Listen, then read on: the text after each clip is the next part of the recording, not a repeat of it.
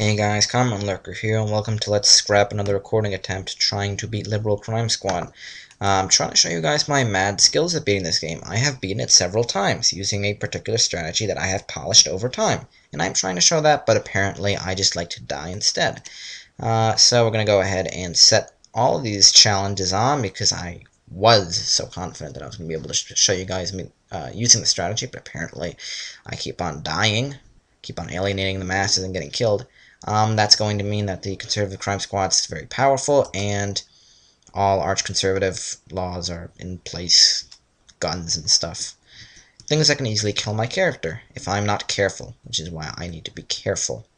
In addition, I'm going to give my character a predominantly female name, because it's funny. And let's see if we can run into one fast. Usually I can run into one fast. Oh, no, apparently we're Philip. Okay, that's good enough. I accidentally pressed the enter button. Doesn't matter. I was getting impatient anyways. I'm going to show you guys my build right over here if you guys are interested in copying my build. Now you missed it. You have to rewind now if you want to see it. Actually, you don't have to rewind. I'll have to say it out loud. E-E-A-A-D-A-E-D-A-D. And it is President Edward Croson that we hate. We are the Liberal Crime Squad because we are the only member. Therefore, we are it itself. And we are going to start our day off in the crack house looking for crackheads to try to pretend to recruit. Oh, that was terrible. Now I have access to pretty much nothing. Well, whatever, it doesn't really matter that much. I was really only doing that to get door experience, door opening, security, not pickpocketing, lock picking experience. Here's our first crackhead. We're going to talk to him. And he is now added to our list of people who we get to talk to and try to persuade, as you will find out when we're trying to persuade them when we are talking to them. Let's try to get some more crackheads. We're aiming for 6 crackheads. When we get to 6 crackheads, we are going to leave. The reason I'm aiming for 6 crackheads, excuse me, I burped. The reason it's not anything to do with my burp. The reason that we are aiming for 6 is because if you get more than 6, people will start to leave, or rather, you'll accidentally miss some meetings. You'll never miss enough meetings that you will get fewer than 6 meetings that you don't miss. So that's not really that big of a worry. It's just, there's no point in trying to recruit 100 people at once. It's just going to waste time.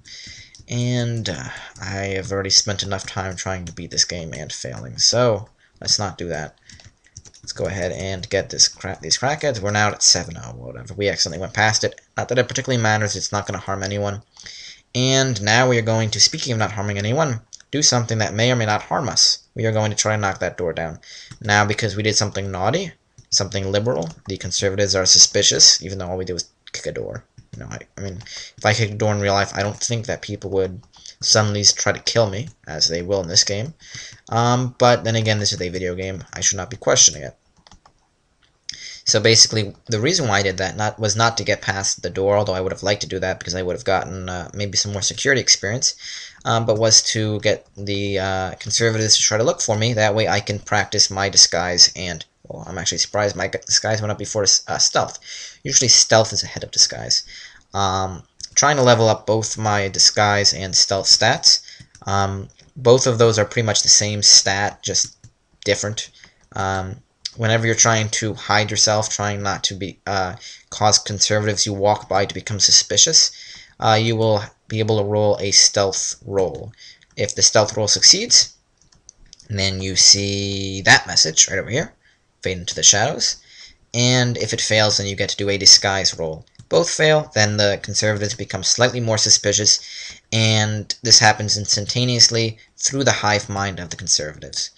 So even though you may just have gotten some random schmo to become a little bit more suspicious, now suddenly everybody in the universe is trying to kill you. Kind of annoying, but oh well. So here we got our disguise and stealth up.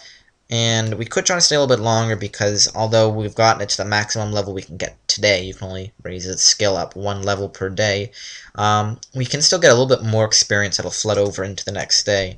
We can get a maximum of half of an additional level, so we will be able to get disguise and stealth of 2.5. In fact, we're probably going to have that when we leave. Well, there's no reason to really stay too long up. See, we fail the roll, and they become suspicious. The reason why I'm hanging out at the exit is because if you walk away from people, you will never walk into another group of people. Meaning that even if I do end up getting these guys alarmed, meaning they're going to try to kill me, I will have moved away. There will be nobody on that next tile trying to kill me, and then I could just easily enter the exit. I could easily leave, and I will not be in any trouble whatsoever. This is the safe way to level these skills up. So we're going to go ahead and hold the B button down, so we just go through those guys really quickly without even trying to see their names or anything. And now that we have those guys in our persuasion pool, as I like to call it, we are going to try to make togas. Hooray for togas. But we're only going to make one toga, and wow, we wasted the material. That was incredibly unlucky. If you waste the material, it means you don't get anything back. You can make varying qualities of things. I would have stripped myself naked regardless, simply for the additional money that I can get from selling this, but I still could have benefited from having an additional $10, which would have been what the toga would be worth, regardless of what quality it would have been. These crackheads do not mind that I'm meeting with them while I'm nude, because they're probably nude too. They're crackheads. Kidding, I don't think all crackheads are nude, just most of them. So we're going to go ahead and waste more materials. Wow, this is incredibly unlucky. This is possibly the most unlucky start that I've ever had to this game. And hooray, we got some more experience in tailoring. We are now at 0.45, and I don't know how much. We have 3 things to sell, so now we're going to have $30 when we're back. This is going to actually slow us down a little bit because we are spending this extra time trying to come here and sell things. It's usually better if you have more money, so you can make it take longer before you have to go and sell your clothing in order to be able to make more clothing. Basically, what I'm aiming for here is getting to level 2 in tailoring. In fact, I'm not even going to be changing what I'm making up until I get to level 2. The reason why I'm making togas and hate rally. Free speech advocates fight hard to let a white supremacist rally take place. We suck. That's great. I have no interest in that.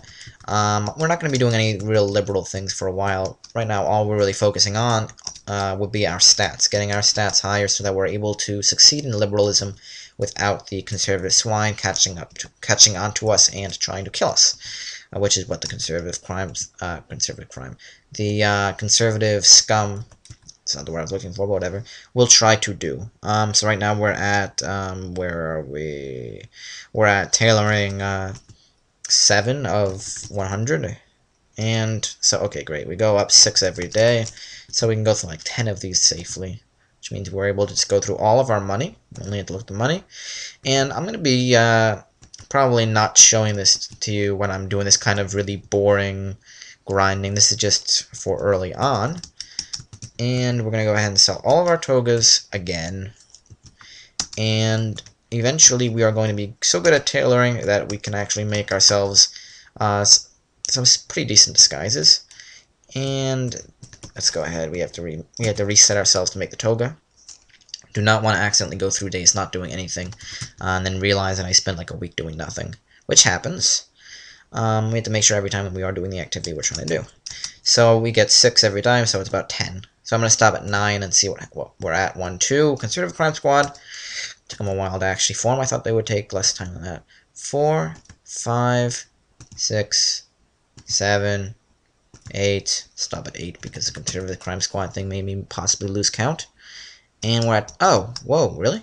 Huh, I didn't realize we were at that. Okay, I guess that I was getting more experience than I realized. Okay, so let's go ahead and make the work clothing. And we wasted materials for that. Fan-flippantastic. And we finally succeeded. And this is why I didn't really care about getting myself naked. I'm immediately replacing my clothing with a new set of clothing. And we're also immediately going back to the crack house, but this time with a completely different mission. Because now, whoa, wait a second. I'm not supposed to be here. Oops, I actually made a boo-boo. Oh well, let's go ahead and knock the door down. Yeah, I succeeded that time. What I wanted to actually do was go to the pawn shop and buy myself some spray paint. Now I don't have any spray paint, and hence I cannot use the spray paint. But while I'm here, I may as well just level up my stealth and my disguise. Let's go ahead and go through this a bit faster, hopefully.